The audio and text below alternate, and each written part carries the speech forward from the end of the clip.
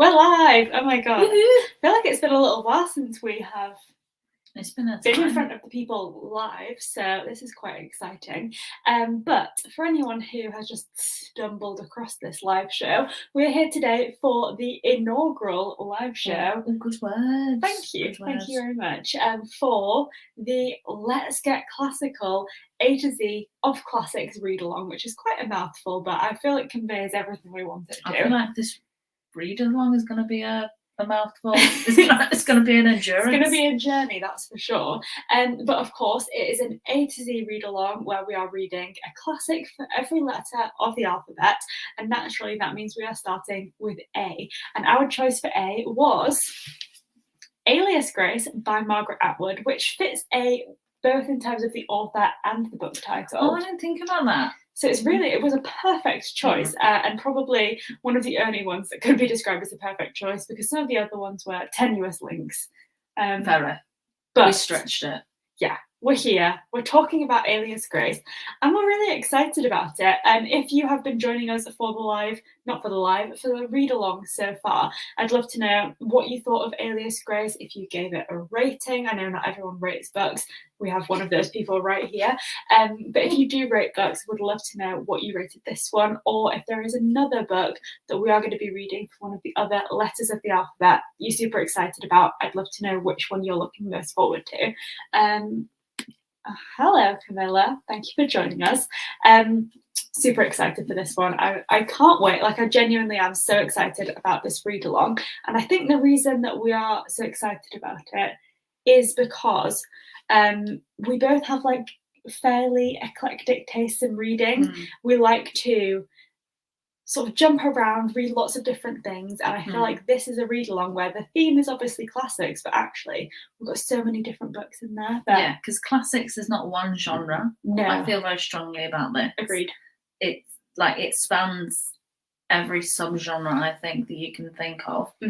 So I think we're exploring that. We definitely have such a mix. Yeah, it's unbelievable. And we obviously started with a book that I suppose isn't like a hard classic, you know. It's not like, well, it's a modern classic for one thing. Margaret Atwood is still alive and kicking, which is wonderful.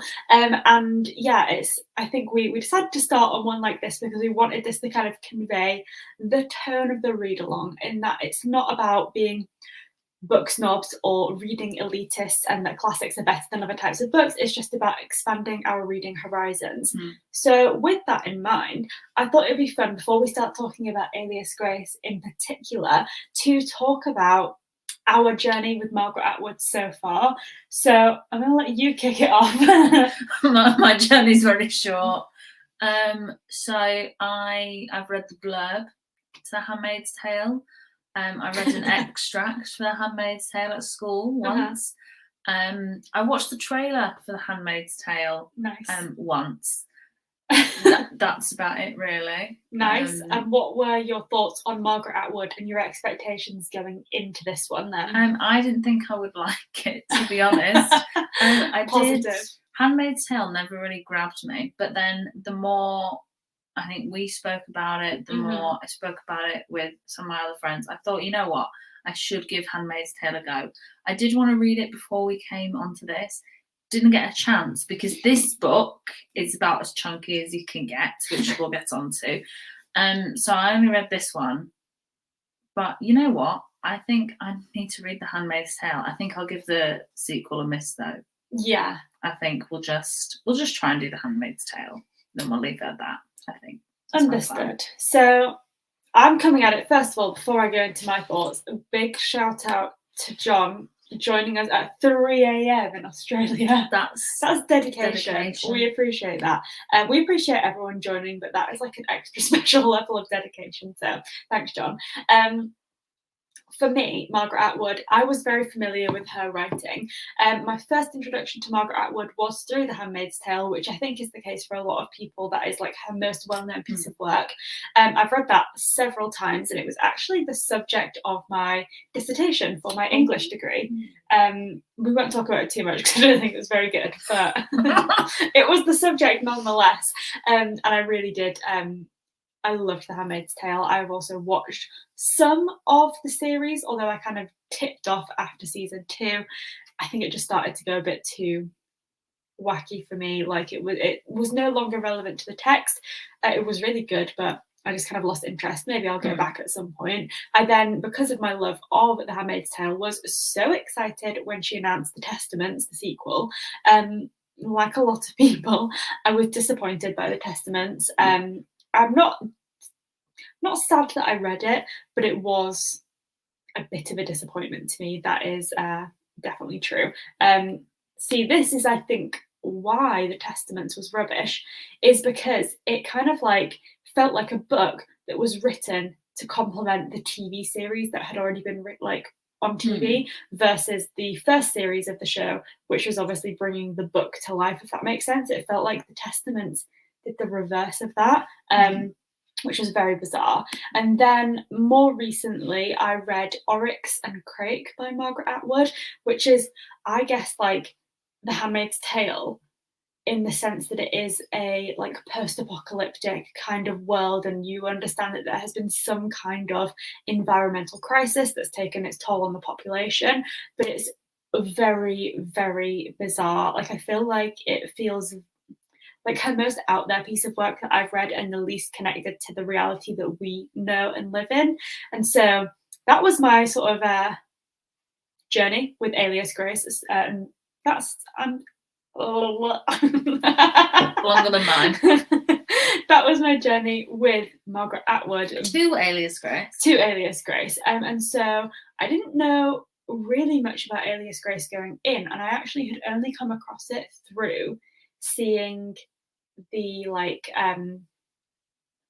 Netflix series. Like, I've not watched it yet, but I saw it on Netflix, was like, that looked kind of interesting, and then realized that it was based on a Margaret Atwood book. And so that brings us very nicely onto the book in question, which is, of course, Alias Grace. So let's have a look at what other people are talking. So first, Margaret Atwood, like you, love that.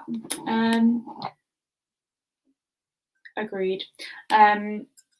Wasn't a big fan of The Handmaid's Tale. I do think that she does have like a fairly detached writing style. It almost feels very matter of fact, or like the narrator is very separate from the text itself and is almost just giving like a bird's eye view, or at least like, whilst also being in the perspective of one of the main characters, it almost feels like someone's just recollecting something rather than living it. I think that actually works really well, though, with we'll get into it obviously, but I think that does work well in this case with this book. I think, to be fair, at a certain point, you just know if an author is for you. Yeah. And that's completely fair enough. I don't think that any author is for everyone. I personally really do like Margaret Atwood. I know that's not the case for everyone. Yeah. And I think giving two of their books, and two quite different books, a try, and you don't like either of them, probably would suggest that, not the right author for you. Yeah. First time. 4 stars. I can't wait to watch the TV show. I'd hoped that I'd have time to watch it before this, but I actually finished the book this week, so it just wasn't to be. But I'm definitely gonna. Oh no! On the contrary, didn't like it. From what I could see there, it was only quite a short series. There was only like 4 episodes, I think. Yeah, it's and I think it's a limited series, so it's only, I think it was done in 2017. It's just like straight up what's in the book, and that's it. Which I really like. I don't like it when they go, a series does well, but just leave it at that. If there's not another book, don't try and do it too much. I mean, there's the odd exception, but in most cases I find that's my opinion. I haven't finished the book yet, so okay. Well, we won't talk about any spoilers just now, but we'll give a warning before we do talk about spoilers. So don't worry about that. The book, I think, obviously as readers, we are like pre-programmed to say that the book is always better. I'm interested to see my thoughts on the TV show, because I think there were some parts of the book that I found a little bit harder to follow, and I'm thinking that maybe the TV show will kind of like iron out those bits of confusion, shrink it down, and just kind of like tell you what you need to know. You are absolutely correct. Wait, I can't. Love the writing and the atmosphere, but think it could have been 150 pages shorter. Oh, so much shorter. That is 100% based on, like, we could have literally written that ourselves, because we had the exact same experience. So yeah, 100% agree. Gosh, we have so many different opinions here. I love it. Ooh, gave it 5 stars. Nice. Nice. I like that. And then I actually didn't know that it was based on a true story until someone messaged me on Instagram and told me, and I was like, oh. I was going to actually Google it, but I forgot. I feel like that makes it. There were certain things where I thought, is this based on anything? Yeah. But like all of Margaret Atwood's books, obviously coming with like an experience of like knowing her writing style. I think obviously her novels are fiction, but she likes to, I think she said somewhere that she will never write something that couldn't or hasn't happened in real life. Yeah. So like her work is obviously based on, I guess, exposing the darker sides of humanity in a way that's not like paranormal. There's no horror, there's nothing made up as such. It's all stuff that's like feels relatable in a sense that, you know, like it could happen or maybe has happened somewhere. Yeah, I think I've seen that somewhere as well, because I'm sure that that's why they were saying about The Handmaid's Tale, it's dystopian, but it's not a far-fetched dystopian. It's not like The Hunger Games or it's something like that. Far-fetched. Obviously, it's like it's very different from the world that we live in, but I guess the principles that the way that dystopian society comes into place based on feel relevant to things that we see in society. And you know that certain people have those attitudes towards like women and women's bodies, and sort of like this. Well, it's obviously a lot about a patriarchal society in that sense. Or in Oryx and Crake, it's all about like the effects of an environmental crisis, essentially. So like these are all things that we know are in our world. They might not be taking place or like unfolding in exactly the way that Margaret Atwood tells them, but there is definitely something that rings true in all of her books. And I think probably of all of them, this one is the one that feels the most true in a sense, because we know it's obviously based in history rather than in a futuristic society, and so it feels even more grounded in reality, because like there is obviously more historical context, and rather than her like thinking about what could happen, it's more about looking about what already has happened. I'm just looking at that comment this one, that one. Because I think I did Madness at uni and like the history of it, and a lot of stuff that they portrayed in terms of the treatments, in terms of asylums and the doctors, was very accurate, which I did thoroughly enjoyed. Yeah, Oscar also enjoyed it, clearly. Agrees with me. But yeah, I think we both went into the book with fairly open eyes, so I didn't know, other than it being about a woman who'd been accused of murder, how that was going to unfold. So I think the fact that like asylums were brought into it was really interesting, although I came at it with a much less educated point of view than you, obviously, because you've studied it. But I love the history of medicine when it's mentioned in books. It really got me excited. That underlined so many points. And then the newspaper clippings and testimonials, I thought that was a really nice way to break the book up, and kind of like, it was interesting that they would always include something that was either from like a confessional or like a news article, but then there was also like poetry in there as well that kind of like related to the way that the story had unfolded. And I thought that was really nice to kind of like, I suppose it was almost like a blurb for each chapter that gave you a flavour of like what was going on. Yeah. So I really liked that. Oh, interesting. What was the stone mattress about? Because I've not actually heard of that one. But yeah, so I think I went into this book excited, but also without much knowledge about what was going to go on. But the thing that stood out to me most was that I had associated Margaret Atwood always with dystopians. Yeah, I didn't, because obviously, I mean, the back of ours doesn't really say a lot, as you can tell, there's not a lot. No, it literally says, sometimes I whisper it over to myself, murderous, murderous. It rustles like a taffeta skirt along the floor. Grace Marks, female fiend, femme fatale, or weak and unwilling victim. Just a fun way to, like, it grips you, and also murderous. It rustles like a taffeta skirt along the floor. That should have been incredible. I feel like that should have been the sign, though, that it's in the past and not. Yeah, absolutely. And I didn't pick up on that, though. But equally, you could have a historical dystopian. There's nothing about dystopian that says it has to be in the future.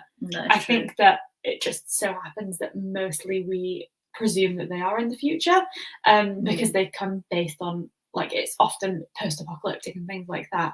But it was interesting to kind of go in and not really be sure whether it was going to be dystopian, but obviously quite quickly into the book, it's clear that it's not. And that was really intriguing as well, because like I said, it brings you back to this, like, I guess, authenticity and the fact that it is, like, rooted in reality a little bit more. So that's, like, I guess what I thought going into it. Do you have any, like, introductory thoughts on the book? Initially, really enjoyed the way it was set out in the beginning, because I didn't have a clue what I was going into. Yeah, I didn't know at all, and I thought the whole idea of having the second chapter having a poem, we can't even really see that, the light is not working very well, but having a poem that's like 4 or 5 pages, which essentially gives you the story, is a nice way to break it up. Because I think if you had that written as actual prose and then had the testimonials as kind of not quotes, but what happened before, as prose as well, I think it would have taken this book and made it substantially longer, because I already think the book did not need to be this long. Yeah. And I think that would have been too much. So it was really nice to break it up. I wish there would have been more of it, especially in longer chunks of paragraphs and stuff. I kind of wish it was done, there was more poetry in it to describe certain things again, like when, because the poem obviously conveys what happened. I think when it's brought up again in the book, I think it'd be better if it was also a poem again, rather than just being chunks and chunks of text.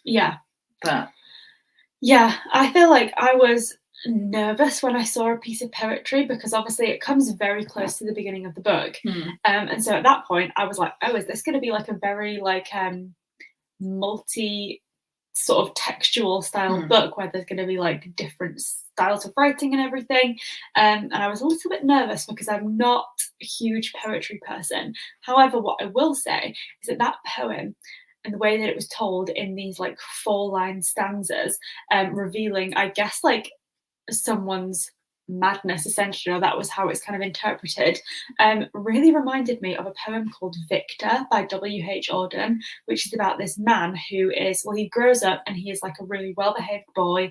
He grows up to be a, like, upstanding moral man, but he's so moral and is so constrained by his own view of, like, what it means to be a moral individual and living life by the book, essentially, that he sort of becomes crushed by his own sense of morality, and he then ends up being, like, swept away by this woman who he, like, falls in love with, who's, like, a fallen woman, essentially, and he then ends up, like, descending into like madness and insanity, leading to, like, some religious delusions, and he thinks he's, like, the second coming of Jesus. And so I'm not a big poetry person, but that poem always stuck with me because I think it tells a story really well, and that is, I think, what this one did. It, like, very, like, cleverly and snappily summarized and gave you kind of, like, I guess, again, like the little snippets at the start of each chapter, it kind of gives you, like, a bit of an overview to sort of give a flavor of what's happening, before you dive into it, which I think, given the length of the text, was really helpful. But yeah. I think one thing, thinking about now, one thing that's quite interesting, I feel like the poem is the correct length, and I feel like the testimonials at the beginning of the chapters are the correct length. So why I found in some points of the novel were sections of it so unnecessarily long, I would argue. I thought that was quite an interesting contrast, because she seemed to get the sizes of those right, Yeah. But in the book, there were certain points that just went on too long for me. So I feel like here's a really good point, and I very much relate to it. So obviously, it could have been shorter, and that's why you didn't give it 5 stars. I rated it 4 stars, and the reason for that was because I felt like the one critique I had was that it just felt slightly too long.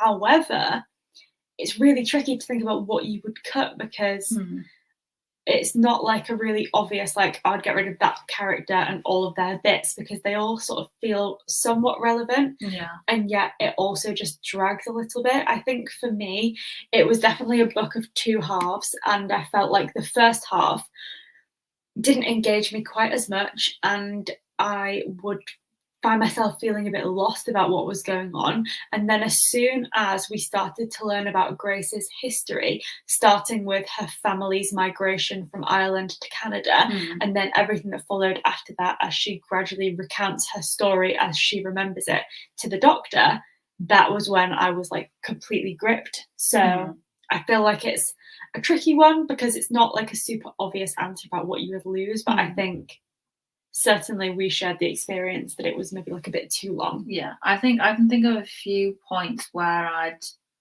cut, not even whole chunks. So like the stuff that I'd cut wouldn't even really take away the length. But like when she was talking about finding a new place to work and different things like that, there is like quite a paragraph where she's going through multiple places, and just I figured they were a bit too long. I didn't need to know about every single point when she was there for such a short time. So that, but I mean, that was only like a paragraph in terms of it. Yeah. And then at the end, not going to spoil anything at the moment, but when it's a series of letters, I just, at certain points, I thought, what is the point? Not for all of the letters, but some, I thought, I don't care.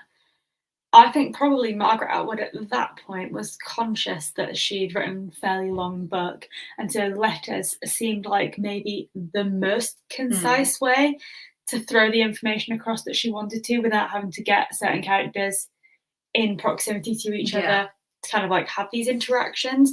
But I do agree, like those letters were like not all particularly relevant. I think it worked because she had letters throughout, but the fact that there were so many, and also when it's at the top of the letter, when it says from this person, because they're all doctors, they've got 5,000 letters at the end of the name, and it's got to know where this person is to this person, and the 5,000 letters at the end of their name. It got a bit long where it was such a chunk, and I was like, wait a second, who's this letter from and who's it to? Because I can't work it out. And when you've got about, I don't think there's as many as 10, but when you've got such a number, and it's kind of like, for me, the book was finished. I didn't feel like it needed, obviously there were loose ends, but sometimes, leave a book at a loose end. Well, that's something that I noted with this one, is that like, for me, I think you could have ended the story at the end of Grace recounting her tale, basically. Yeah, she is the story. It is Alias Grace. Not So Simon like, or what's his face. You could have just stopped it there and been like, whoa, pretty crazy. The letters and everything, I felt like they obviously added a certain something to the book, and they led you to the conclusion. But I did note actually that this was like a far more conclusive end to the book than I've seen from Margaret Atwood before. Like The Handmaid's Tale, no spoilers, but it notoriously ends very openly. Likewise, the Testaments leaves things kind of like open to a certain extent, though it ties up some loose ends from the original book. It also like leaves other avenues open, and so I've sort of gotten used to the fact that she writes in a way that like leaves a bit to the imagination, and so this one felt like very final, like you know exactly what happens to pretty much everyone. Yeah, so sometimes I think you don't really like leave it open to the imagination. Some of my favourite books, aka Sally Rooney's, oh yeah, are very like broad at the end of them, and I think while in a sense that irritates part of your personality and you're like, oh, I want to know what happens, it also I think sometimes is better than knowing everything. Yeah, and I think especially with this and with Grace, we knew everything about her life, which had led up to this point. Yeah. Leave it open, leave some air of mystery, Yeah. I would argue. Yeah, absolutely. And I feel like at some points the letters, there were a few that were from Grace that I just thought, whether they were from or to her, that involved her. I felt it was kind of like it wasn't really the same person that had been in the book, if that made sense, like the main part of the book. I thought it was a bit too... It felt like very... dissimilar. Is that the right word? It was like shiny, it felt. Yeah. Like it was like almost like too perfect. I don't know. Bit weird, but yeah. I will say, for anyone who's listening and hasn't finished the book yet, we probably will start to talk about spoilers now, because I feel we've probably gone as far as we can dancing around the houses without saying specifics. So just your warning in case you don't want to watch until you've finished it. But I thought it would be fun to an extent to talk about Simon, because we're getting quite a few comments about Simon's story, and also the fact that Simon started doing great on them. We're reading about Simon. I hated him more and more as the story went on. And then obviously the purpose of the letters potentially to show the disparity between Grace and Simon at the end of the book. So he is obviously, I suppose, the second most important character in the story, in the sense that it is like through him and his interest in Grace, I suppose you could say, that we learn about what happened. So what did you think?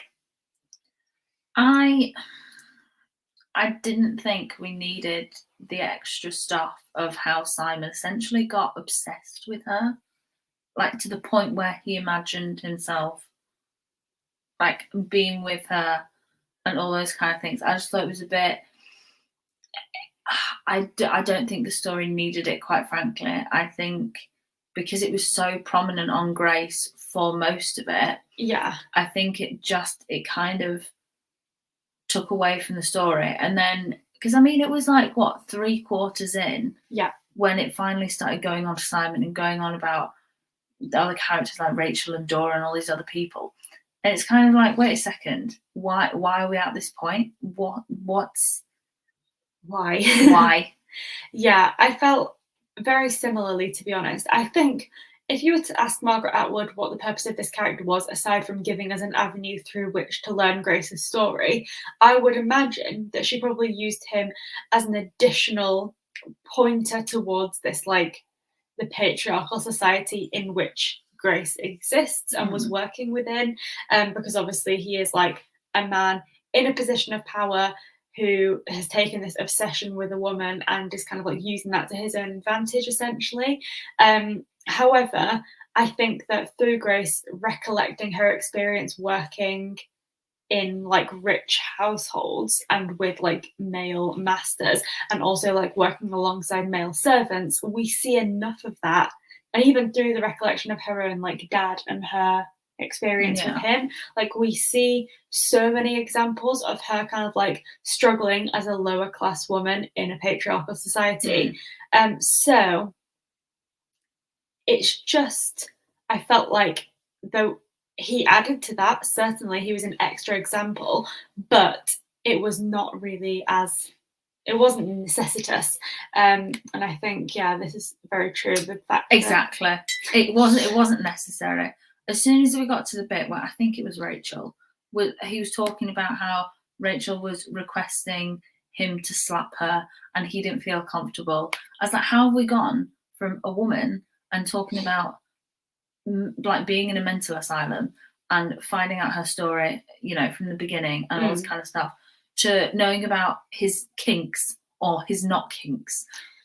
Yeah, I feel like, again, it's like there is certainly, like, there was a reason for her including Simon in the book, but I feel like every example of what he achieves is also seen in another male character. So in this instance, there are like is it Jeremiah the peddler? Yeah. Like, he's an example of someone who tries to like sort of convince Grace that he's like an ally, but really he's not exactly. And then there's also obviously, is it James?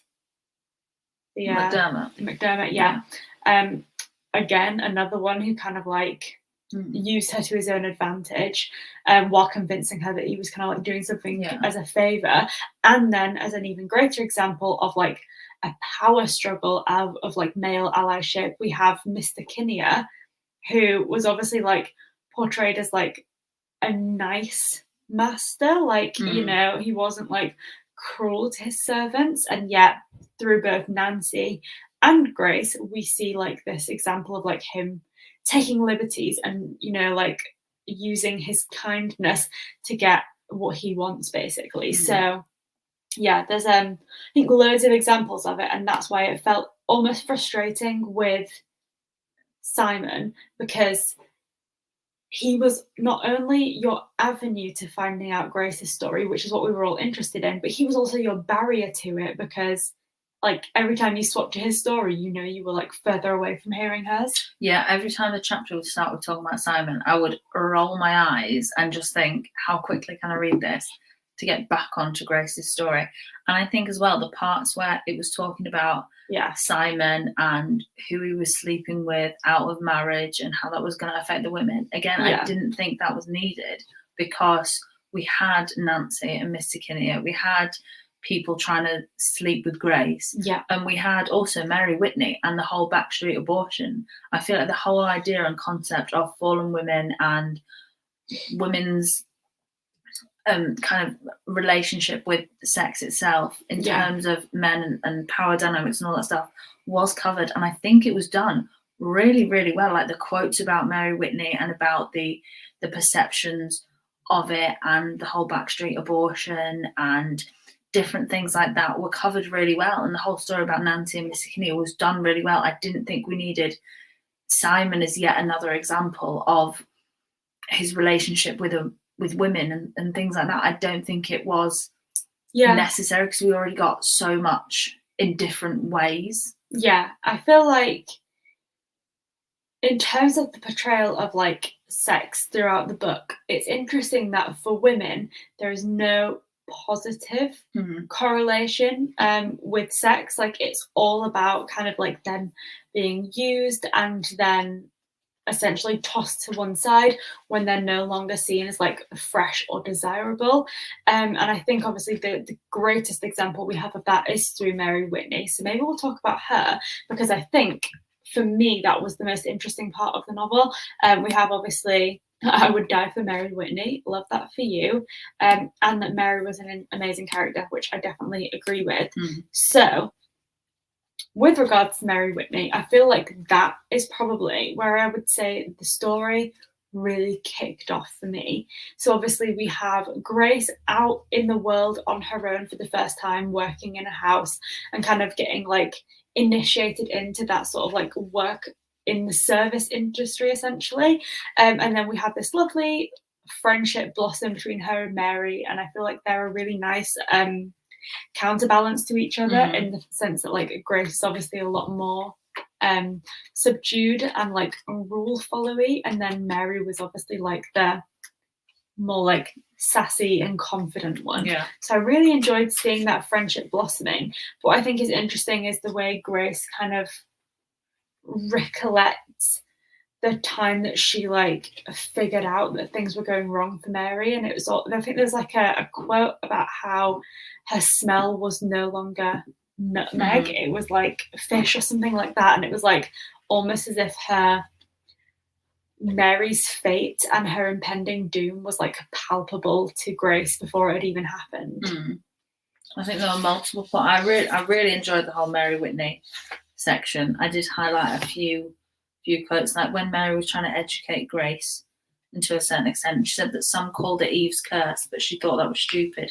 And the real curse of Eve was having to put up with the nonsense of Adam, who, as soon as there was any trouble, blamed it all on her. It's quite interesting how men at the time, and to a certain extent still in modern society, would kind of expect a woman to sleep with them and really like try and get a woman to have sex with them, and then essentially degrade them and then call them a whore, when it was really the man who kind of pushed for it. And there was another one where when I think Grace is trying to, after Mary Whitney dies, when Grace is trying to make sense of it and like who to put the blame on, whether it was the doctor who did the operation or well, the abortion, or whether it was the man that promised Mary Whitney marriage and gave her a ring and then declined against it.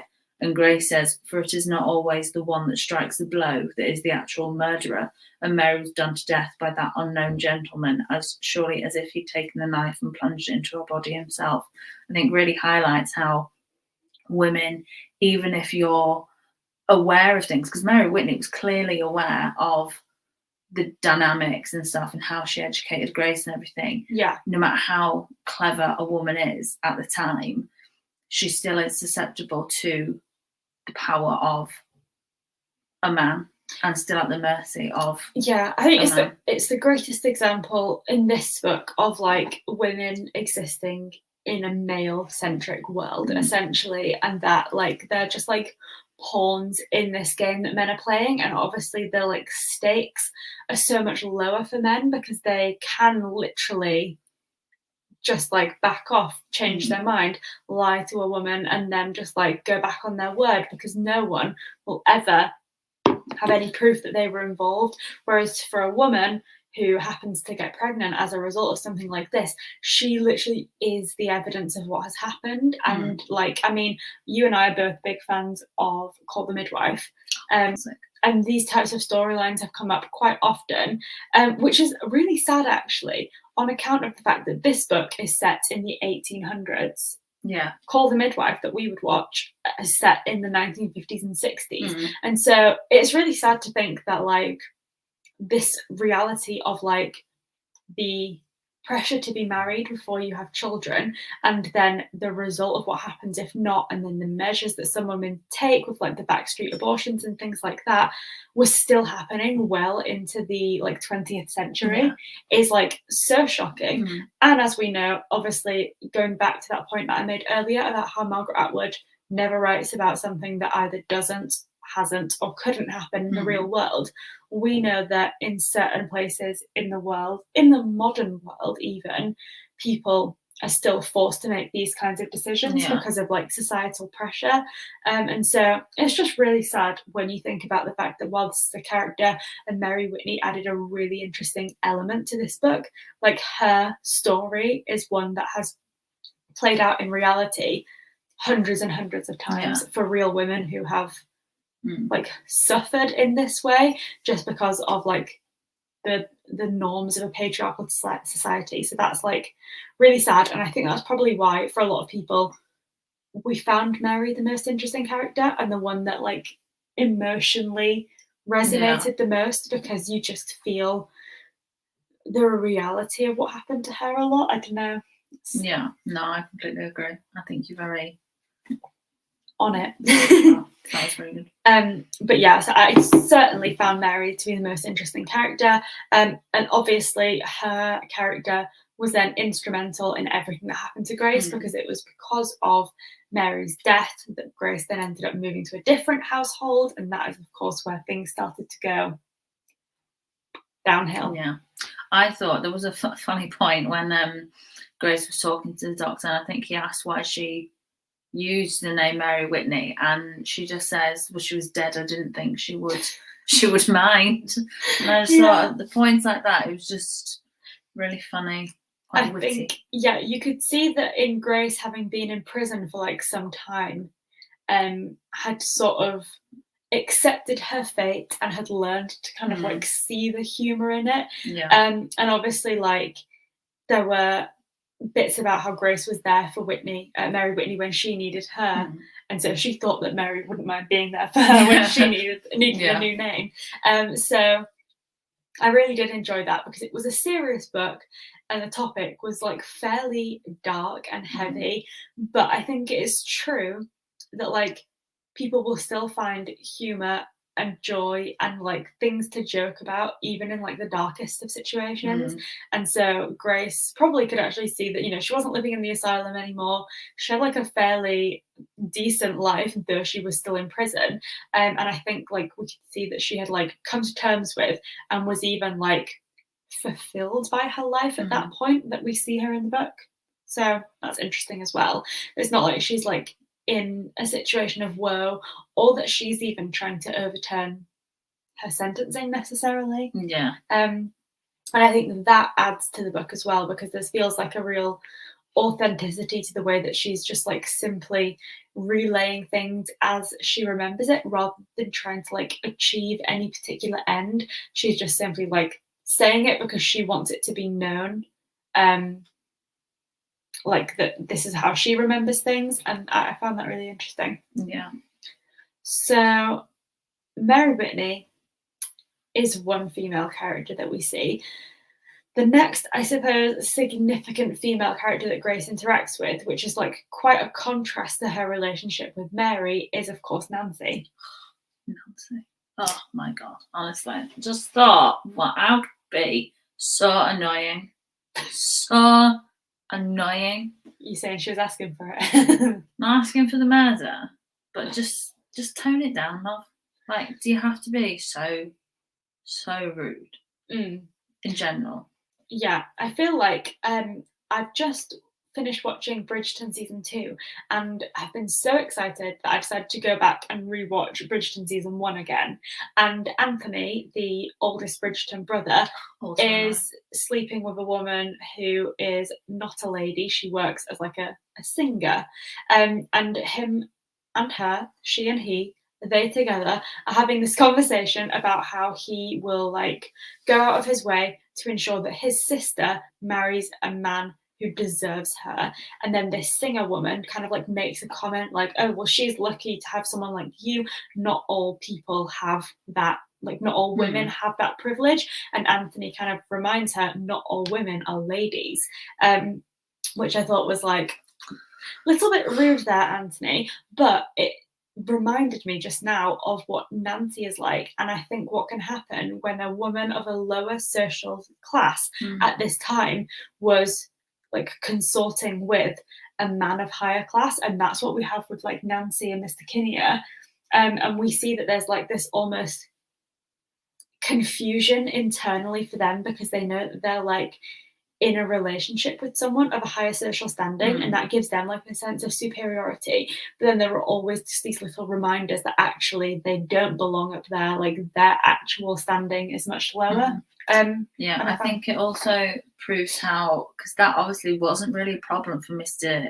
Kinnear. Yeah, it was a problem for Nancy, however, because there was that one scene where they were in the room because Grace was listening through the door. Yeah, and she said something and he kind of threw it away, and you could tell that Nancy was getting annoyed by it, but Mr. Kinnear wasn't bothered. I don't think he really understood why she was annoyed. And then he just essentially, like, then they just went off to have sex. So like all was well. It was like, but again, like, it shows the power dynamic and about how men don't really have to, in this period especially, don't have to really think about these things. Like, they can go off and sleep with anyone, all of these fallen women, or make these women fallen women, and they don't have to think about the repercussions. But once a woman is seen as a fallen woman, that's it.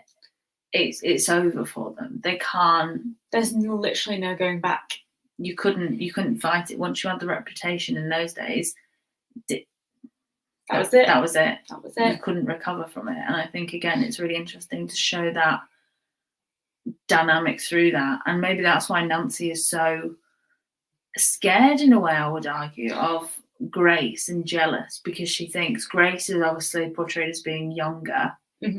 And maybe Nancy sees how it started between her and Mr. Kinnear, and he sees Mr. Kinnear like ogling Grace and having these ideas and thoughts about her in the same way that it happened for Nancy. Nancy thinks, this is the part where I get pushed aside, and everybody obviously knows about Nancy and him.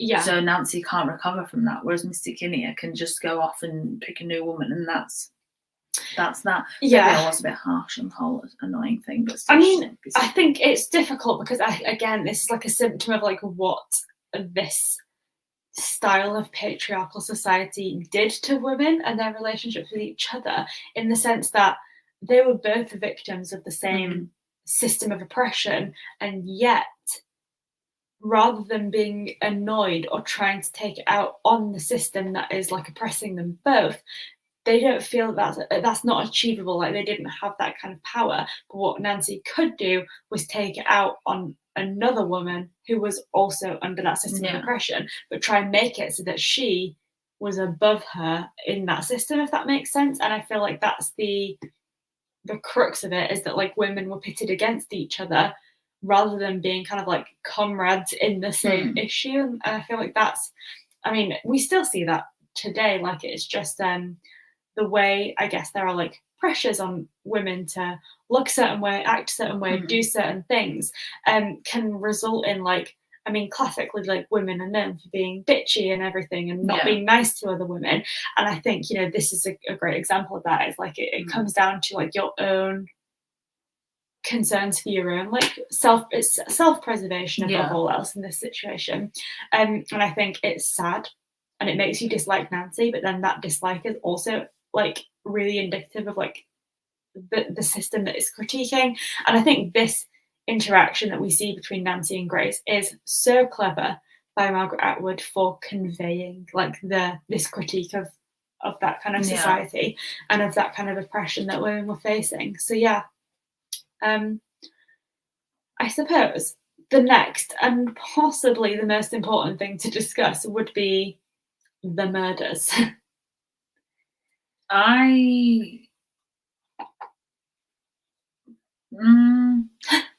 Once it got to that point, I was like, do we really have to murder them? Can't we just continue this like whole? I wanted Grace to like, I don't know, I wanted more of a confrontation, if that makes sense. Because obviously we had the bit where Grace figured out Nancy and Mr. Kinnear were doing it, and then so Grace started to talk back to become more like Mary Whitney, I think she described it as. Yeah. And I kind of wanted more. I kind of enjoyed that more. Yeah. And I wanted a bit more of that, but then also they did have to die.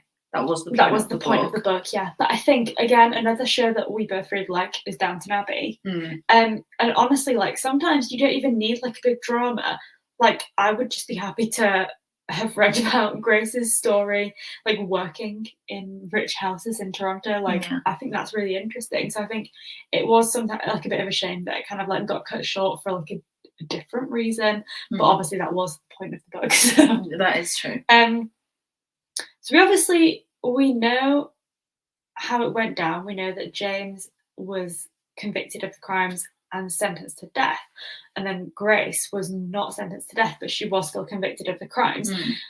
What did you make of the final conclusion of her not being Grace and Grace not being aware of it, and it being Mary Whitney, her spirit having taken over Grace? I don't believe it. I think, but again, I would maybe argue that because I'm not reading a paranormal book. If it was a paranormal book, then I would expect that. But because it's Margaret Atwood and because of the way she writes, I don't really believe that entirely. I can believe that Grace, obviously, throughout her life, has been put through a lot of trauma. And obviously the mind can manipulate itself to avoid certain things. You know, that's what PTSD and things like that is. Like, it blocks out certain memories. And things like that.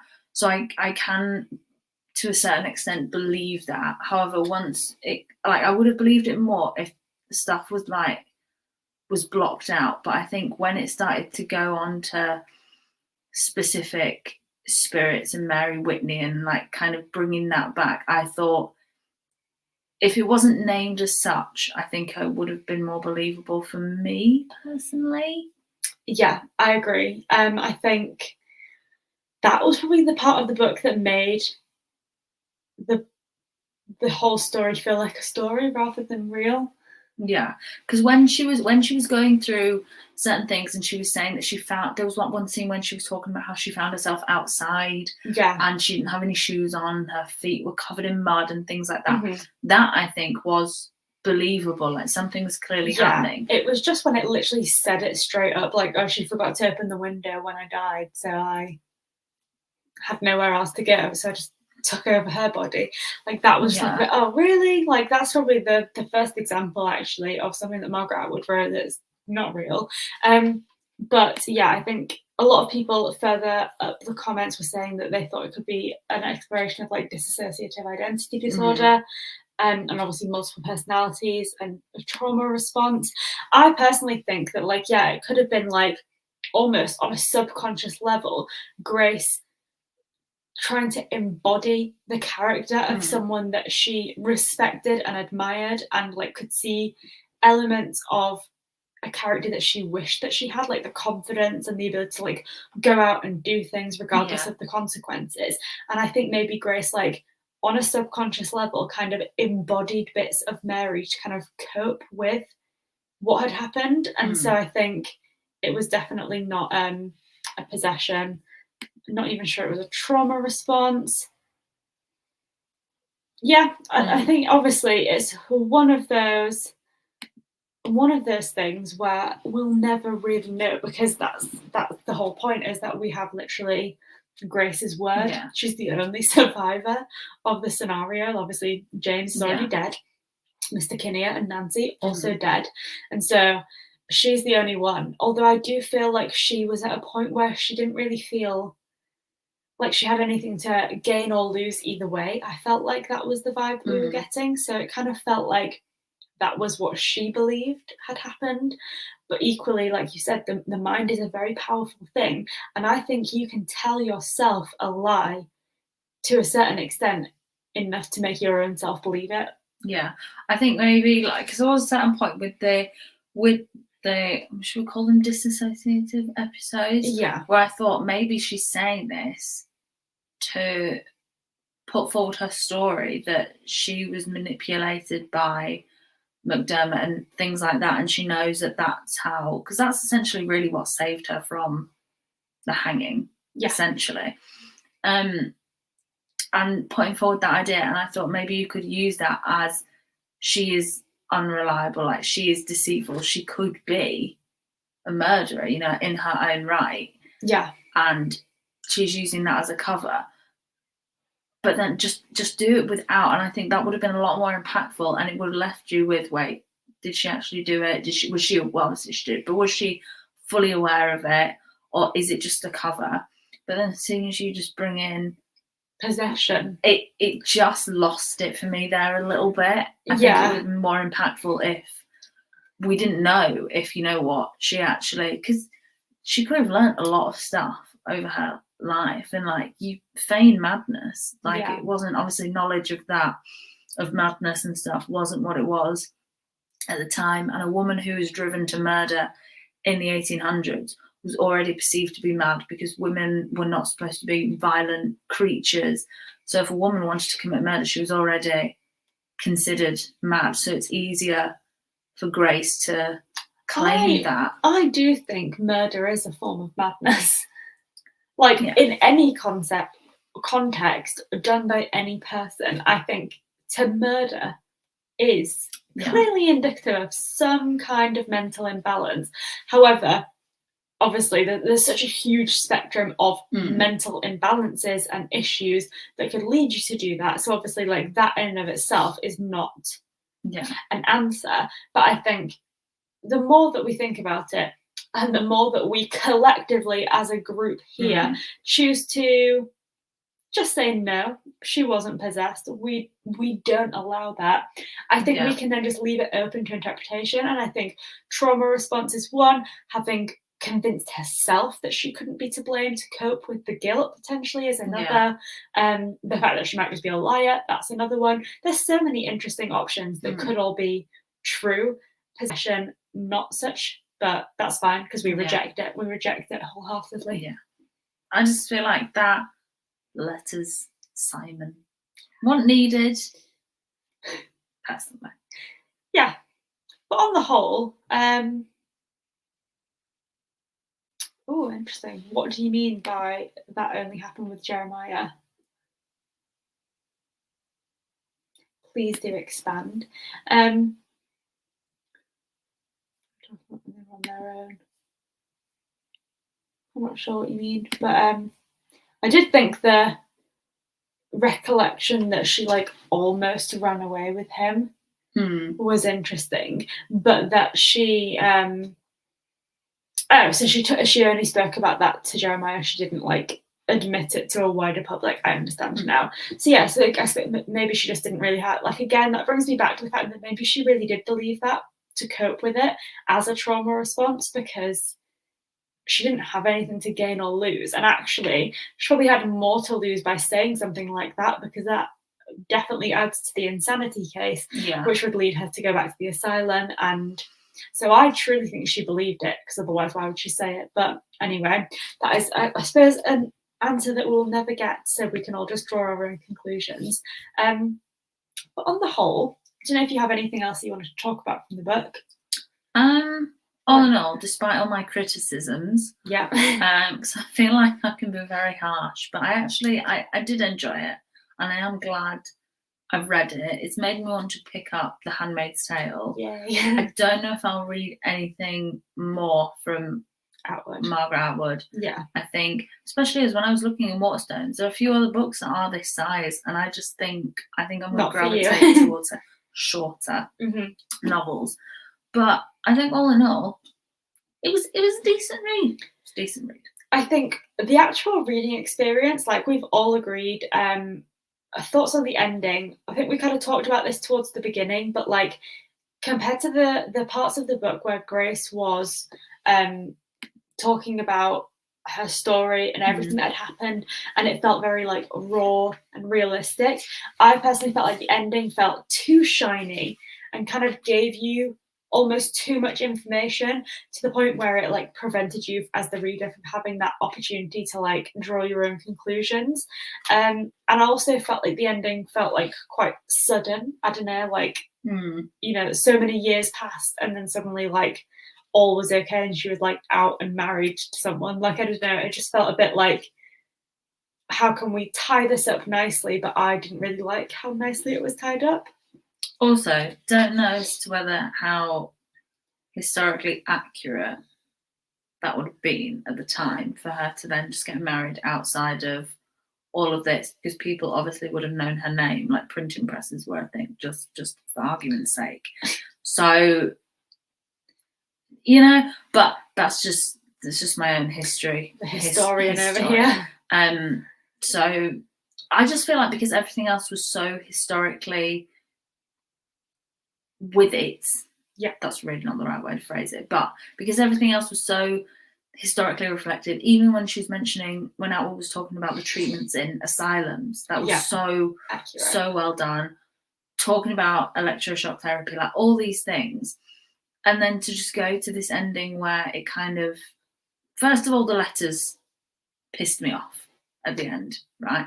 And then for it to just go to that, I thought it seemed a bit like, it was almost as if, I don't want to say two different books, but it's almost as if you had such grit and historical accuracy and really important conversations about the dynamic between men and women at the time.